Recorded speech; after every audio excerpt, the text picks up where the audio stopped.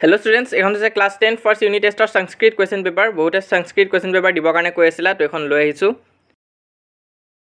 পেপাৰখন ঠিকে আছে, তোমালোকে জাস্ট পঢ়ুতে অলপ দিগদাৰ পাব পাৰা হ্যান্ড ৰিটেন পেপাৰ কাৰণে। তো তোমালোকে কোৱালিটিটো বহাই লবা। এনি ইম্পৰ্টেন্ট পেপাৰ আছে, চাইছো এই পেপাৰখন। কিবা নোৱাৰিলে মোক কমেন্ট সেকশনত সুধিবা। আৰু সংস্কৃত এক্সামৰ কাৰণে সকলোকে অল দা বেষ্ট।